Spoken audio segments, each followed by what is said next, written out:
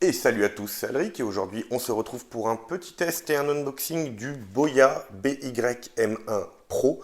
Alors vous m'en voudrez pas pour la première partie de la vidéo où le son est capturé avec le microphone de la caméra, forcément vu que je n'avais pas le micro. Donc il sera un peu de mauvaise qualité, mais par la suite pendant les tests vous pourrez voir la qualité de ce Boya. Allez, à tout de suite!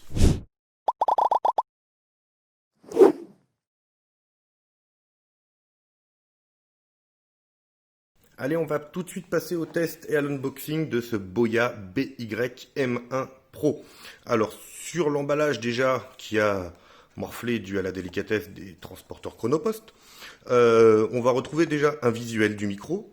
Ici, si ça veut bien faire le point, les différents périphériques que vous pourrez connecter grâce à ce micro, donc smartphone, tablette, computer et caméra. On reviendra dessus après. Bon, petite étiquette brillante, un peu design, on va dire, même si bon, ça reste une étiquette. Et à l'arrière, les différentes caractéristiques et les accessoires avec lesquels il est vendu. Donc un clip pour les micros, un condensateur de haute qualité, une réduction de bruit, qui n'est pas vraiment une réduction de bruit, une batterie LR44, je vous expliquerai pourquoi il y en a une, et un adaptateur quart de pouce, pour tout ce qui est, pour certaines caméras, plateforme audio et compagnie. Et donc, on voit ici moins 10 dB, sound atténuation, donc ce qui permet de baisser le volume du micro lorsqu'il enregistre. Allez, on va ouvrir ça tout de suite. Le packaging est un peu pourri. Alors, un petit sachet de vaseline.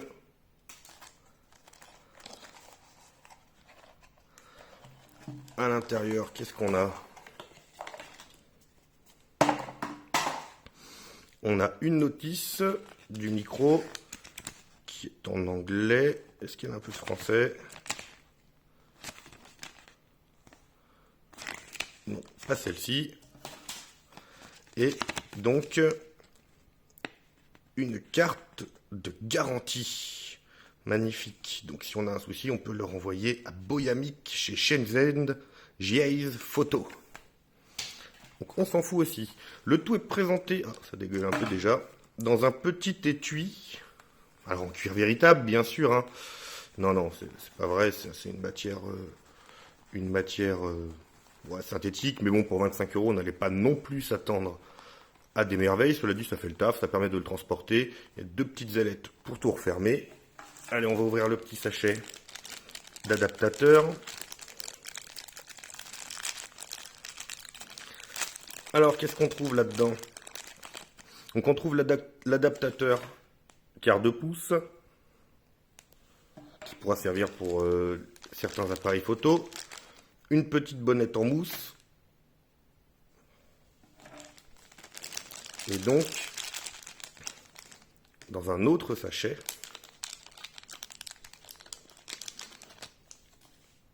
le petit clip qui lui est en métal, une petite pince crocodile en métal et qui a l'air bien assez costaude. On verra ça à l'usage. Et maintenant, le fameux Boya Pro. Alors déjà, ils n'ont pas été radins sur le câble. Bon, alors c'est un câble en plastique, il n'est pas tressé, il est tout simple. Il y a un petit scratch quand même pour pouvoir le transporter et le ranger. Par contre, il fait 6 mètres, donc ça, c'est plutôt bien pour un micro-cravate. Ici, on a donc la télécommande. Une télécommande qui a plusieurs fonctionnalités. La première ici, c'est de pouvoir réduire le gain du micro. Donc si lorsque vous enregistrez, c'est trop fort, vous pouvez baisser le nombre de décibels baisser le volume de la captation. Ici, un petit switch off-on. Donc de base, si vous l'utilisez avec un smartphone, vous n'aurez pas besoin de la pile qu'il y a dedans. Si vous l'utilisez avec une caméra, vous aurez besoin de la pile.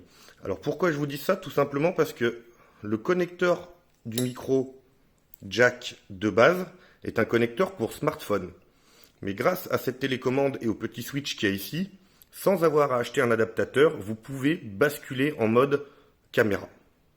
Alors je ne sais pas si ça fonctionne, je ne pourrais pas le tester pour l'instant, mais je vous ferai un retour dès que j'aurai pu le tester. Et donc là, on a le micro. Allez, on va lui mettre sa petite bonnette.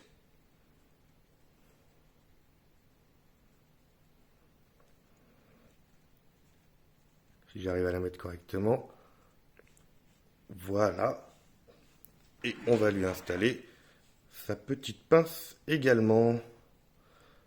Comment elle se clip, cette petite pince?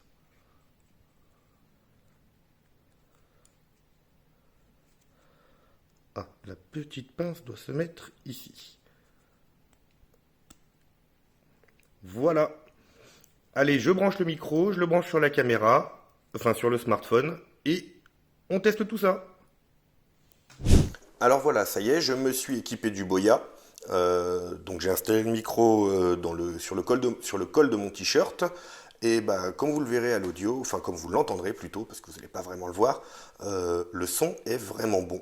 Alors il y a quelques petits bruits de fond qui, je pense, pourront facilement se travailler avec Audacity, enfin se supprimer.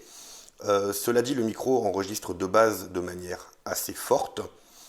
Donc ce qui est plutôt bon d'ailleurs pour un micro qui n'est pas alimenté. Le petit switch fait bien son effet. Là je viens de l'activer, le volume de ma voix va baisser et ça baisse également on va dire ça réduit également les bruits de fond. Cela dit, honnêtement, je suis assez agréablement surpris. Ça reste un un micro-cravate à 25 euros.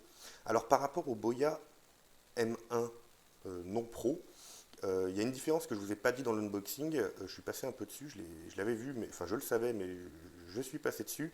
Outre ce bouton moins 10 dB, je vais me remettre en normal.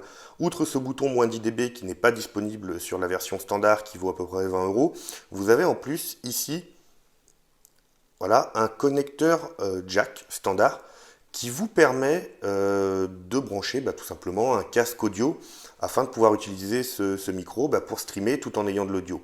Parce que forcément, si vous branchez ou même passer un appel ou faire une visioconférence, peu importe, avec l'ancien micro, si vous passiez par une prise jack qui servait à capter un micro et à écouter, vous ne pouviez pas vous ne pouviez pas avoir de retour audio. Là, voilà, vous branchez tout simplement un casque sur cette fiche jack. Et puis, ma foi, ça fonctionne très bien. Vous avez aussi un petit clip ceinture ici pour la télécommande. La télécommande est quand même en aluminium, hein. Enfin, ouais, aluminium ou plastique, mais non, non, je pense que c'est de l'aluminium de très bonne qualité. Là, vous avez le petit logement de la pile. La pile donc qui sert uniquement lorsque vous utilisez le micro en mode caméra. Écoutez, je pense que le test audio aura fait le taf. Clairement, si vous voulez débuter dans le stream, avoir un bon micro pour discuter avec vos amis sur Discord ou peu importe, je pense que pour 25 euros, c'est un très très bon rapport qualité-prix. Donc je vous le conseille sans problème. Voilà, si le test vous a plu, n'hésitez pas à vous abonner à la chaîne et à la prochaine. Ciao!